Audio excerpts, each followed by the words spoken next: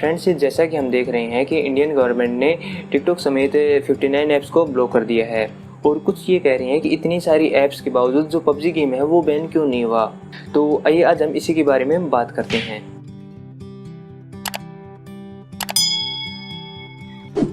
Friends, सबसे पहले हम ये देखते हैं कि बैन और ब्लॉक में फ़र्क क्या होता है। हमें ये पता होना चाहिए कि बैन क्या होता है और ब्लॉक क्या होता है। बैन के अंदर जैसे कि एक बार पहले भी टिकटॉक बैन हुआ था, उसके अंदर जो प्ले स्टोर है उसमें से टिकटॉक को निकाल दिया था, लेकिन जिसके मोबाइल में टिकटॉक इंस्टॉल था वो उस चीज़ को यूज़ कर रहा था।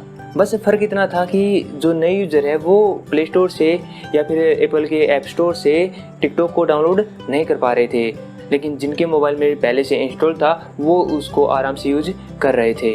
तो ये तो हो गया बैन, क्योंकि बैन के अंदर जो प्ले स्टोर है या फिर ऐप स्टोर है उसमें से सिर्फ ऐप को रिमूव कर दिया जाता है और बाकी जिसके पास वो ऐप इंस्टॉल है वो उस चीज़ को यूज़ कर सकता है।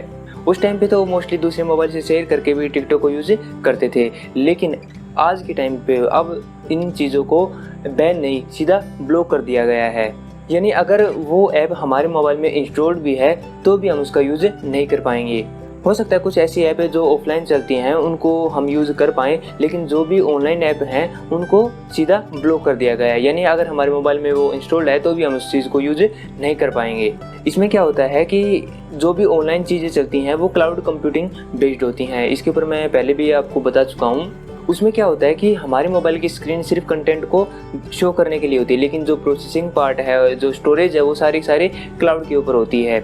उसी प्रकार टिकटॉक या और ऑनलाइन ऐप्स में होता है, जो भी जो प्रोसेसिंग पार्ट है वो सारा का सारा कहाँ पे होता है, सर्वर के ऊपर या फिर क्लाउड के ऊपर। अब ब्लॉक के अंदर क्या होता है कि जो क्लाउड सर्वर है वहाँ से और जो हमारे मोबाइल का जो कनेक्शन है वो डिस्कनेक्ट कर दिया जाता है। यानी अगर हम इसको थोड़ा टेक्निकली समझे तो जो आईपी एड्रेस है उस सर्वर का, उस एड्रेस को ही ब्लॉक कर दिया जाता है ताकि हम उस सर्वर से कनेक्ट ही ना हो सकें। अब जैसे हम उन ऐप्स को यूज़ करना चाहेंगे तो हम उस सर्वर से कनेक्ट नहीं हो पाएंगे और वो चीज़ हमारे मोबाइल में नहीं चलेगी।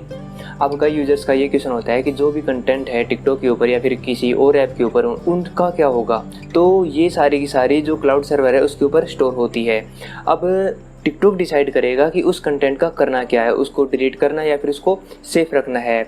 वैसे टिकटॉक को देख के लगता नहीं है कि वो उस चीज़ को डिलीट करेगा, वो उसको वहीं पे रखेगा। हो सकता है टिकटॉक को अब उम्मीद हो कि फ्यूचर में फिर से इंडिया के अंदर जो बैन लगा है, ब्लॉक किया है, वो हट जाए तो जो यूज़र है इंडियन वो उसको दोबारा से एक्सेस कर सकें। तो वो टिकटॉक के ऊपर डिपेंड करता है कि वो उस चीज़ का करता क्या है।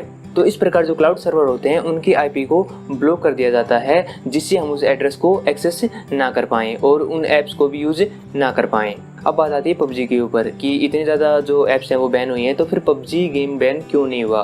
तो जो भी पबजी गेम खेलते हैं उनको तो इसकी हिस्ट्री का मालूम होगा। मैं भूल गया, गेम खेलने वाले कहाँ ये ध्यान रखते हैं कि पबजी की हिस्ट्री क्या है, किसने बनाया, क्यों बनाया, कैसे बनाया। उनको तो बस गेम खेलना होता है और गेम को एंजॉय करते हैं।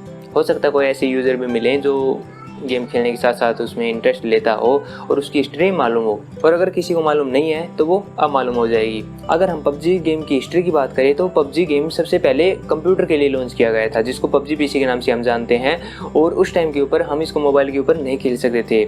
और इस गेम को south Korean company PUBG corporation ने बनाया था। बाद में इस गेम की पॉपुलैरिटी को देखते हुए पबजी कॉर्पोरेशन और टेंसेंट मोबाइल, जो कि एक चाइनीज कंपनी है, इन दोनों ने मिलकर इस गेम को मोबाइल्स के लिए भी लॉन्च कर दिया गया और इस गेम को नाम दिया पबजी मोबाइल।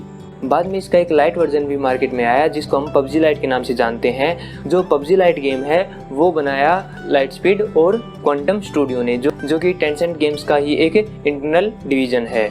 हो सकता है इसी की वजह से ये बैन ना हुई हो। तो आई होप आपको अब समझ में आ गया होगा कि जो पबजी मोबाइल है वो बैन क्यों नहीं हुआ। तो फ्रेंड्स, इतना ही था इस वीडियो में।